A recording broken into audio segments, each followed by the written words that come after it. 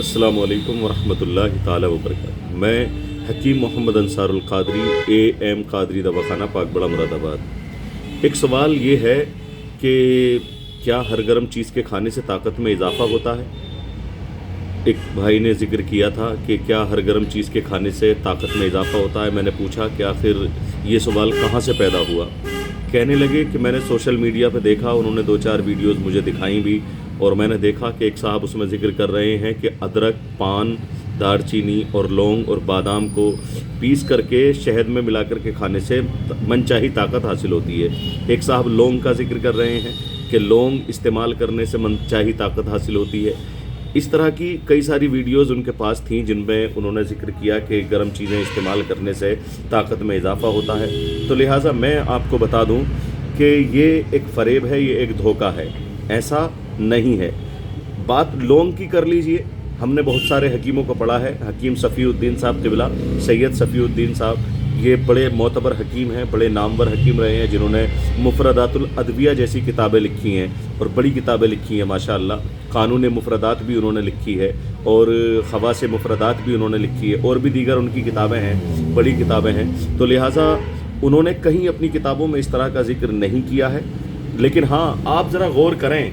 गौर करने वाली बात यह है कि जितनी भी गर्म चीज़ें हम खाते हैं किसी भी ख्याल से कि ताकत में इजाफ़ा होगा, उन सब गर्म चीज़ों को मैदे ही से होकर गुजरना होता है।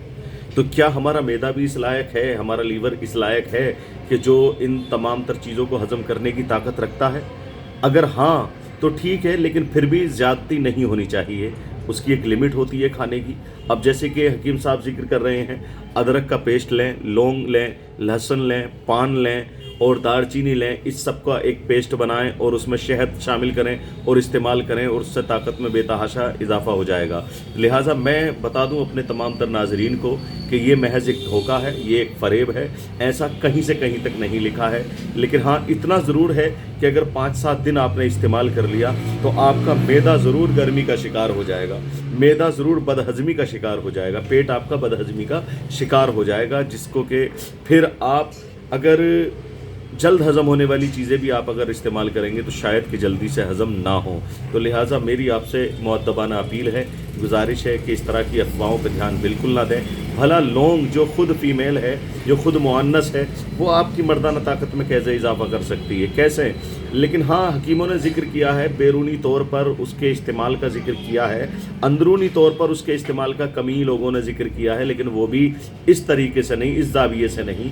वो अलग अलग उसूल हैं, उसूल तिब में देखें आप, अलग अलग हैं उसके, किस तरह से इस्तेमाल करना चाहिए, किस लिए इस्तेमाल करना चाहिए, वो एक बड़ी बात है, बात लंबी हो जाती है। लेकिन फ़िलहाल मैं सिर्फ इतना ही कहूँगा कि ये ऐसा कुछ भी नहीं है। लिहाजा इन अफवाहों पर ध्यान बिल्कुल ना दें, अक्ल का इस्तेमाल करें। और सोचने समझने वाली बात यह है कि जिन अशिया को हमारा मैदा एक्सेप्ट ना कर पाए तो उससे किसी भी ताकत के मिलने की उम्मीद हरगिज़ ना कीजिएगा, बल्कि उससे सिर्फ नुकसान ही हो सकता है।